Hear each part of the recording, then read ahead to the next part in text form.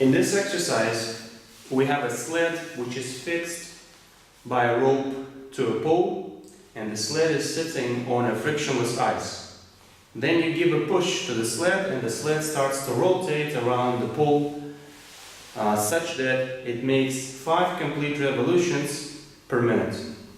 Now, we are given the length of the rope and the mass of the sled. The question is, what is the tension in the rope in that case? So let's draw a picture. A picture from the top, so a top view picture, would look like this. So you'll have, let's say that this is our post, and this is your sled. So it's moving in a circle like this. So this is a top view. A side view. This is your sled, and it is tied to a post and is moving around the post. So the question is, what is this tension in the rope? What is the tension in the rope?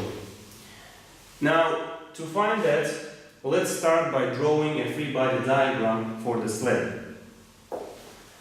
So, in this position, this free body diagram for the sled would look like this. So what are the forces? There is a gravity force, mg, pointing downwards.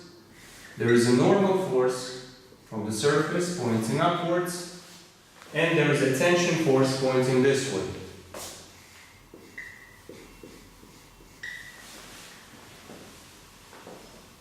Now, remember that the sled is moving on a circle, so it has a circular acceleration.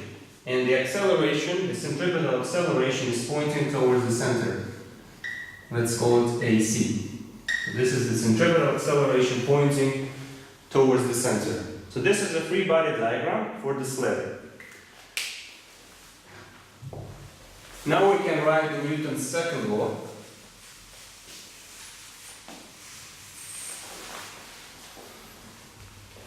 The Newton's second law says that the sum of all forces is equal to the mass times acceleration. So in our case, the forces are normal, tension,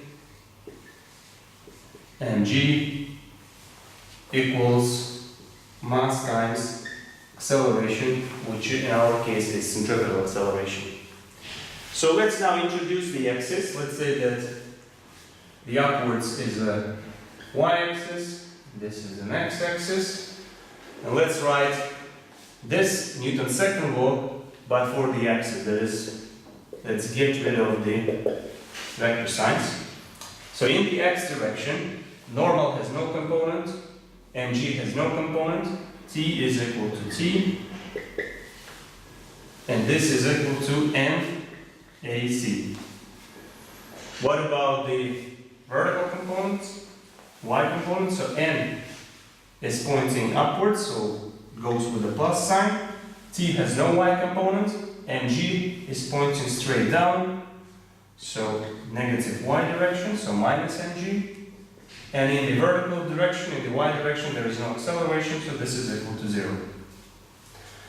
So now we can look at this, and we can say that this is equal to m times, and centripetal acceleration is equal to v squared over r, where r is the length of the rope, and v is the speed, the tangential speed with which the sled is moving around the pole.